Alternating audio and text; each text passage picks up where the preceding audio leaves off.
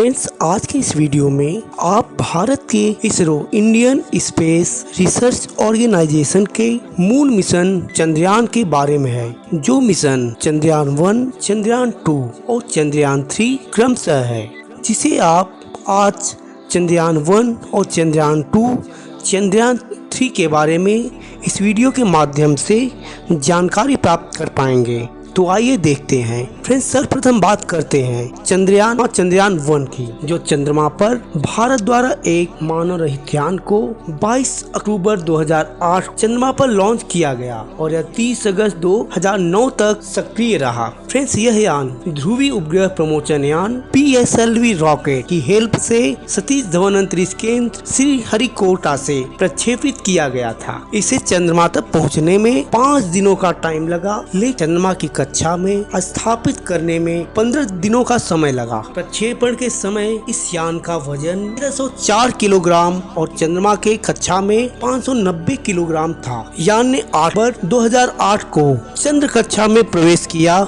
यह चंद्र सतह से 100 किलोमीटर की दूरी पर चंद्रमा की परिक्रमा कर रहा था। अगर चंद्रयान 1 की बजट की बात करें तो 386 करोड़ का था, जिसे US डॉलर में कन्वर्ट किया जाए तो $16 मिलियन के लगभग है। चंद्रयान ऑर्बिटर का मून इम्पैक्ट प्रोब MIP 14 नवंबर 2008 को चंद्र सतह पर उतरा, जिससे भारत चंद्रमा पर अपना झंडा लगाने वाला चौथा देश बन गया। फ्रेंड्स, चंद्रयान के उद्देश्य की बात करें तो इसका प्रमुख उद्देश्य चंद्रमा की सतह के विस्तृत नक्शे और पानी के अंश और हीलियम की तलाश करना था। चंद्रयान 1 ने मून से 100 किलोमीटर ऊपर 525 किलोग्राम का एक उपग्रह ध्रुवीय कक्षा में स्थापित किया। यह उपग्रह अपने रिमोट सेंसिंग दूर संवेदी उपकरणों के जरिए चंद्रमा की ऊपरी सतह के इमेजेस भेजे।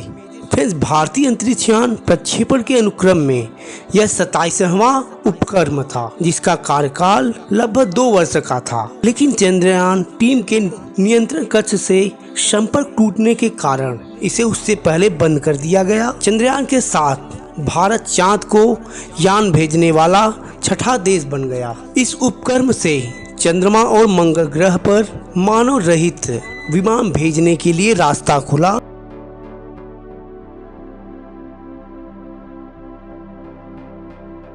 फ्रेंड्स, अब बात करते हैं चंद्रयान 2 मिशन के बारे में, जो भारत का दूसरा चंद्र अन्वेषण लूनार एक्सप्लोरेशन अभियान है, जिसे भारतीय अंतरिक्ष अनुसंधान संगठन इसरो ने विकसित किया है। अभियान को GSLV संस्करण 3 द्वारा प्रक्षेपित किया गया है। इस अभियान में भारत के इसरो द्वारा निर्मित चंद्र कक्षयान में एक रोवर और एक लैंडर शामिल है।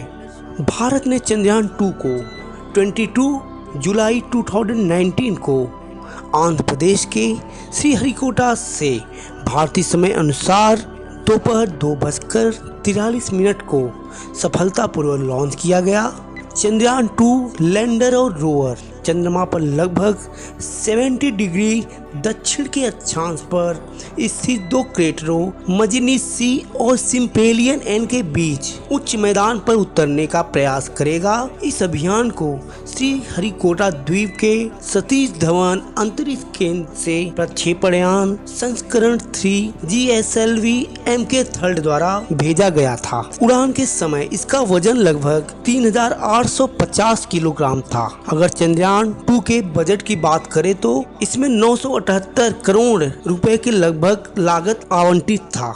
फ्रेंड्स, अब बात करते हैं लैंडर की, जो भारतीय अंतरिक्ष कार्यक्रम के जनक डॉक्टर विक्रम साराभाई के नाम पर रखा गया। यह एक चंद्र दिन के लिए कार्य करने के लिए डिजाइन किया गया था, जो लगभग 14 पृथ्वी दिनों के बराबर है। श्री विक्रम के पास बेंगलोर के पास बयालू में आइडिएशन के साथ साथ ऑर्बिटर और रोवर के साथ संपर्क करने की क्षमता है। फ्रेंड्स, अगर रोवर की बात करें तो इसका वजन 27 किलोग्राम है और सौर ऊर्जा द्वारा संचालित किया जाता है, जिसमें इलेक्ट्रिक पावर जनरेशन क्षमता 50 वाट है। चंद्रयान 2 का रोवर प्रज्ञान नाम का 6 पहियों वाला रोबोट वाहन है, जो संस्कृत में ज्ञान का अनुवाद करता है। यह 500 मीटर तक यात्रा कर सकता है। रोवर चंद्र की सतह पर पहियों के सहारे चलेगा, मिट्टी और चट्टानों के नमूने एकत्र करेगा, उनका रासायनिक विश्लेषण करेगा और डेटा के ऊपर ऑर्बिटर के पास भेज देगा, जहां से इसे पृथ्वी के स्टेशन पर भेज दिया जाएगा। फ्रेंड्स, अब बात करते हैं चंद्रयान 2 के ऑर्बिटर की।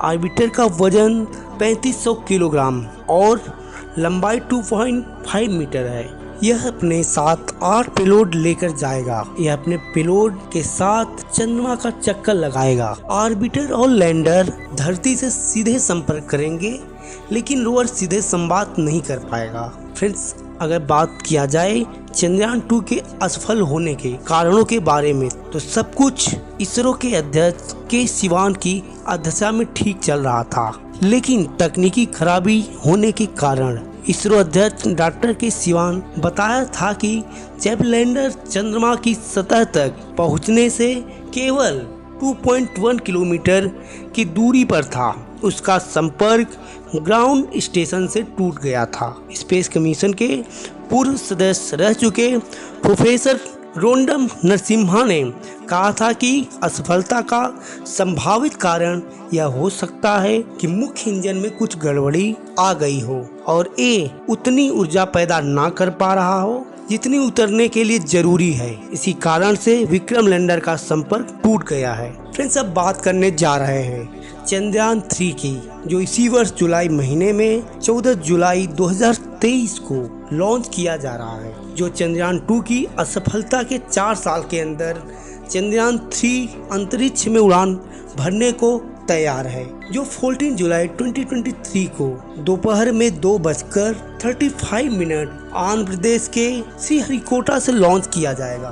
फ्रेंड्स, जो 6 जुलाई 2023 को इसरो द्वारा जानकारी दी गई है। भारतीय अंतरिक्ष अनुसंधान संगठन इसरो द्वारा नियोजित तीसरा चंद्र अन्वेषण मिशन है। इसमें चंद्रयान 2 के समान एक लैंडर होगा और एक रोवर, लेकिन इसमें ऑर्बिटर नहीं होगा। इसका प्रोपल्शन मॉड्यूल संचार रिले उपग्रह की तरह व्यवहार करेगा। प्रणोदय मॉड्यूल लैंडर और रोवर कॉन्फ़िगरेशन को तब तक ले जाया जाएगा जब तक कि अंतरिक्ष यान 100 किलोमीटर चंद्र कक्षा में प्रवेश न हो जाए। फ्रेंड्स, अगर इसकी लॉन्च साइट की बात करें तो यह भारत की आंध्र प्रदेश राज्य के सतीश धवन अंतरिक्ष केंद्र श्रीहरिकोटा से किया जाएगा। अगर इसके बजट की बात करें तो 615 करोड़ के लगभग है, जो अमेरिकन डॉलर 77 मिलियन डॉलर के लगभग है। फ्रेंड्स, चंद्रयान 3 का प्रमुख उद्देश्य है नंबर 1, लैंडर की चंद्रमा की सतह पर सुरक्षित और सॉफ्ट लैंडिंग करवाना।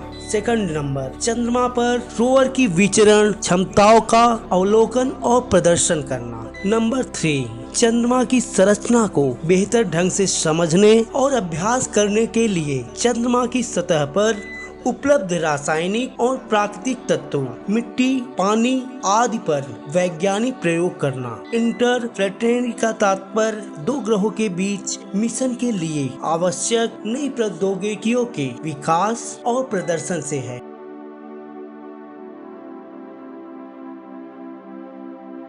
फ्रेंड्स, अगर चंद्रयान 3 के डिजाइन की बात करें तो इसके लैंडर में केवल 4 थ्रॉटल सक्षम इंजन होंगे। चंद्रयान 2 के विक्रम के विपरीत, जिसमें 5 800 न्यूटन इंजन थे और 5वां एक निश्चित थ्रस्ट के साथ केंद्रीय रूप। फ्रेंड्स, इसके अलावा Chandrayaan 3 lander laser Doppler velocimeter LDV से लैस होगा। चंद्रयान 2 की तुलना में प्रभाव पैरों को मजबूत बनाया गया है और उपकरण अतिरेक बढ़ाया गया है। इसरो संरचनात्मक कठोरता में सुधार और कई आकस्मिक प्रणालियों को जोड़ने पर काम कर रहा है।